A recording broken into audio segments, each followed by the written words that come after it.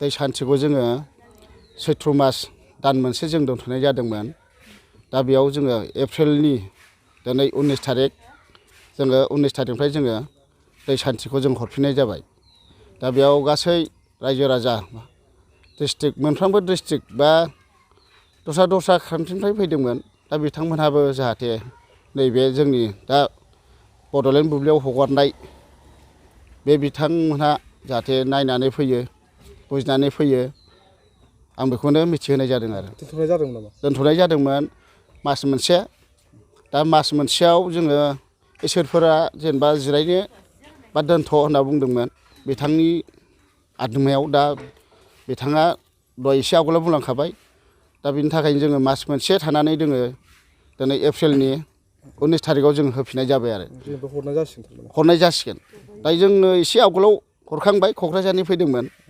दा बे जोंनि चिरांनिबो फैदोंमोन। जोङो साननैल' बाद जानाय जासिगोन। बिस्थिबार सुनिबारल' जों बाद दोननाय जासिगोन। बिदिनो जोङो रबिबार, समबार, मंगलबार, बुधबार। ओमफ्राय आसामनि अनगायै गुबुन गुबुन जायगानिफ्रायबो लांफैदों नामा? लांफैदों।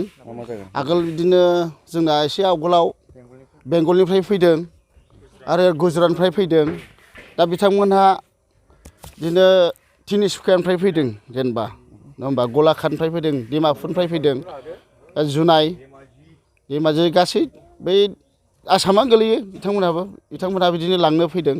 लांबाय मुलिखौ बिदिनो सासेयाव 6 बार 7 बार लांफैबाय।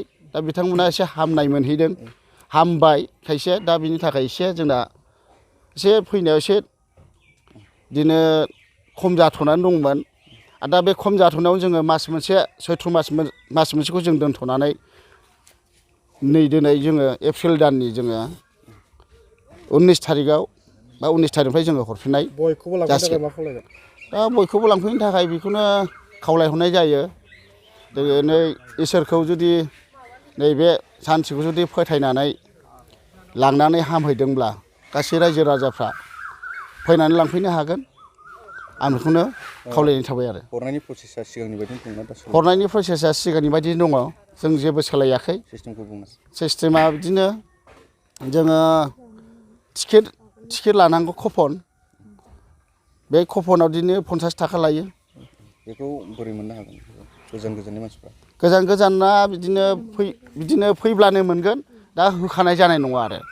दा बिदिनो सोरबा कन्टेक्टजों दोनहोहरो, सोरबा ओरैबायदि न'खरनि मानसि दं बियो दोनहोयो। जों बेखिनि जायखिया फैबानो मोनो होननानै आं खावलायनाय थादों आरो। नोंथांनि मबाइल नाम्बारखौ बुंनो हागोन नामा? मबाइल नाम्बारखौ हरनो हागोन। लानो नाजायो। बिदिनो मबाइल नाम्बारा, आङो बे सान्थि कमिटिनि आं आफादगिरि। आंनि मुङा अनिल औवारि।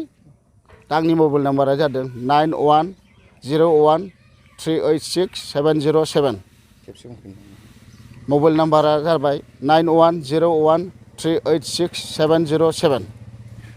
बेखिनि आरो। मानसिफोर जिरायनो होननायखाय माने बे सैथ्र मासखौ दोनथ'नाय जादोंमोन आरो। दा इंराजिनि 19 थारिखआव दिनै हरफिननाय जाबाय आरो दै सान्थिखौ। सोरबाफोर लांफैनो गोसो दंबा लांफैनो हागोन आरो।